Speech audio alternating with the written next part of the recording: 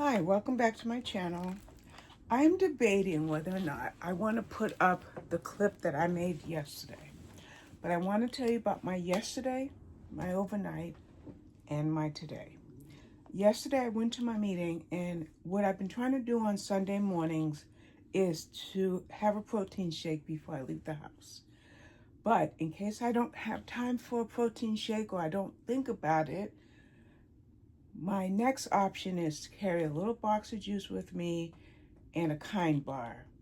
And I'm thankful that I started that habit. There's a reason that I had to create that habit, because yesterday I had some trouble with my blood sugar at my meeting. But I got through my meeting. I enjoyed it, even participated. Great meeting. Came home. I think I ate when I came in. I'm pretty sure I did. And then maybe 2 hours later, I had a massive sugar crash. But between the time I came home and that sugar crash, and before I ate, I made a little clip. Then I sat here and I told you all about what blog tours are. I made that entire video. I think I did it in 1 or 2 takes. It's not a heavily edited video. It's just boom, boom, boom. And then I go lay down to read. No, not to read. Take that back. I was going to take yesterday off to catch up on shows on my DVR. But that's hard to do because my mind starts going back to books. So even though I put the TV on, I opened up my next book. Then all of a sudden, the instant my blood sugar tanks, my system goes into alert mode. So I tried to take my blood sugar 2 times and it failed because I was just shaking too much. I started to call my husband. He was just in the next room, but I figured I would get through it. And since I couldn't do it, I had 2 glucose tablets. I don't know how many you're supposed to have in these events because I don't know. I just had 2. So I stopped shaking enough for my 3rd attempt on my blood sugar, and it was 64. So I'm sure without the glucose tablets, it was much lower than that. And I knew physically that it was. Whenever that happens, it just takes every bit of energy my body had and evaporates it. So there was the rest of my Sunday.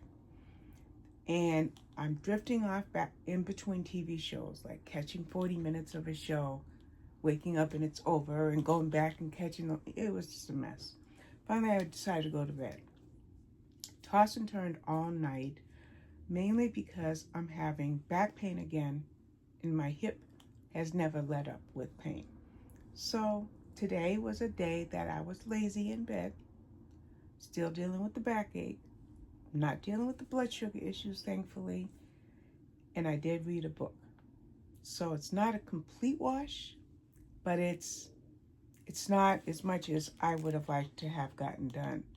My next book is Their Deadly Truth by Koda, and it's the 18th book in her Gina Hart series. So the book that I read today was Murder on a Frosty Night, which is a Lady Eleanor Swift movie, Lady Eleanor Swift book, which was book number 24. I don't have that in front of me, but I had to just bring that up. So, let's see. I kind of wanted to do a mid-month wrap-up, but I just don't know if I'm going to be able to do it. So let me go ahead and tell you about Murder on a Frosty Night, just in case I decide not to try to get that video done. Lady Eleanor Swift, her husband who is the ex-chief inspector, and her butler Clifford have formed a small detective agency called the Byron Agency, and they get a job, and it's a 600-pound paycheck for this job. And considering it's in the early 1900s, I'll say early 1900s, 600 pounds is good money. 300 pounds at the request to meet with someone, and 300 pounds when they get there. They get there and they find out that the host, the person who ostensibly sent the message and hired them, actually had died 5 years before.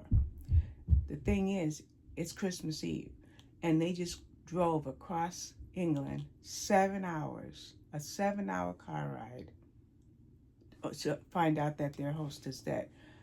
Eleanor she's not ready to pack up herself, her husband, her butler, and of course her lovable bulldog, Gladstone, and head back. No, they're going to solve the murder. That's her intent, and that's where the story goes. So I personally have loved the Eleanor Swift series from the inception. Started at the beginning, have read every book, which is usually 2 to 3 times a year. There's a new book, even though I just love it. I love it. I can't get enough. I want to say I can't get enough, but because I'm a series fanatic, and because I like continuity, and because I like time periods like late 1800s, early 1900s, mid 1900s, because I like all of that, the Lady Eleanor Swift book is the perfect type of book for me. So there we go. 24 books in. Author is Helena Dixon. And like I said, my next book is Their Deadly Truth by Karla Kovacs. And even though I will probably have my TV on in the background, I'm hoping that I can read this whole book before I go to bed tonight. And I did have one approval, and I'm so glad that I constantly was checking my email. I had to, because I really, really wanted, I want 3 audiobook arcs, but there's one that I really wanted. And the one that I really wanted is Secrets You Can't Keep by Deborah Webb. And this is another Vera Boyette novel, which I believe this makes it the 3rd one. I should be able to shout out Closer Than You Know is the 2nd one, and Deeper Than the Dead is the 1st one. Okay, no notes here, but there you go. Deeper Than the Dead, Closer Than You Know, and now Secrets You Can't Keep. So I might actually listen to that before I start. I don't know. There's too many books, too little time. So that's all I'm going to do for now. I really hope that I feel better tomorrow, fully myself again, because I'd love to kit up my diamond painting. I'd love to do a mid-month wrap-up, and I'd love to continue talking about these books. I do have my 1 or 2 phrases or sentences for each of the 23 books I have read this month, but I'm not going to do that in this video. I'm just going to go in my room, try to decide, do I do the Karla Kovacs book or do I do the Deborah Webb book? I definitely can't do both tonight on my watch. I like to charge my watch. It's 5:45, so I can't do both, but I'll decide which one, and I'll come back and talk to you tomorrow. I do apologize for there not being a video this morning. I just wasn't feeling right. And, maybe I'll, I think I'm going to combine this and just make days 15 and 16 into one video. You're just going to have a day shy. And I put that in my community post that I just wasn't feeling well. And so that's about it. I have some good books lined up. I am now going into my December queue. Yes, my December queue. Oh, one other thing I wanted to mention. The only book I have for review on release date tomorrow, because Tuesdays is release date for big press publishers. The only book that I have for that is 59 Minutes by Holly Seddon. That review is written. I wrote it yesterday, I don't know.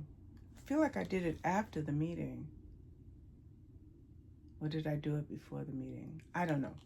All I know is that review is written, and I just have to proofread it one more time.